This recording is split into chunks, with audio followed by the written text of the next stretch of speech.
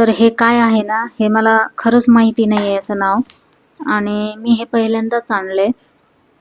भाजीपाला घेताना मला बाजारात दिसलं हे, तर मी त्या मामांना विचारलं हे काय आहे, तर त्यांनी फक्त एवढं सांगितलं की याची भाजी करतात आणि खायला खूपच छान लागते.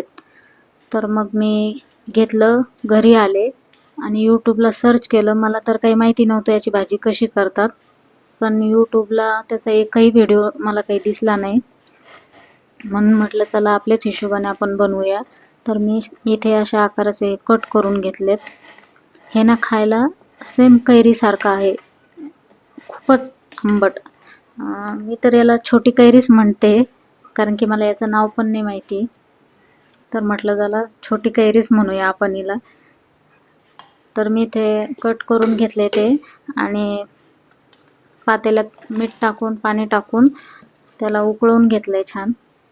एक उकळी काढून घ्यायची, ते लगेच पटकन शिजतं ते. एक उकळी काढून मी त्याला पुन्हा गार पाण्यात टाकलंय आणि हलक्या हाताने असं पिळून पिळून घेतलंय, म्हणजे जेणेकरून त्याचा कसा आंबटपणा म्हटलं कमी होईल.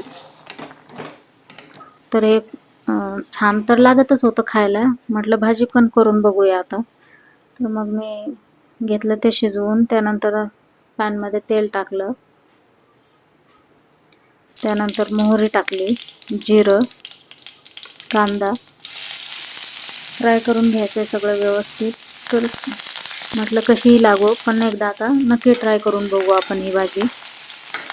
कढीपत्ता टाकला, छान फ्राय करून घेतलं. तुम्ही कोणी ही भाजी खाल्ली असेल तर मला नक्की सांगा, आणि त्याला काय म्हणतात ते पण सांगा त्याचं नाव, कारण की मला खरंच माहिती नाही आहे ते. त्यानंतर मी त्यात टाकलं आलं लसणाचं पेस्ट आणि छान फ्राय करून घेतलं आहे. त्यानंतर टाकलं आहे लाल तिखट. मीठ आपलं टाकून घ्यायचं आहे व्यवस्थित, हळद, आणि छान फ्राय करून घ्यायचं आहे. छान फ्राय झालं की त्यात दुसरं कुठलंही, आणि रसाभाजी तर मला नाही वाटत याची चांगली असेल, म्हणूनच मी यूट्यूबला सर्च करून बघितलं, तर मला कुठलीच भाजी याची दिसली नाही.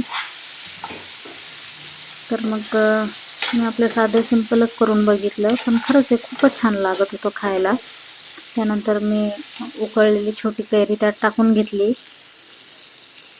शेंगदाण्याचं कूट, मीठ टाकून छान फ्राय करून घेतलंय त्याला. आणि हे ना पोळीसोबत खूपच छान लागत होतं खायला.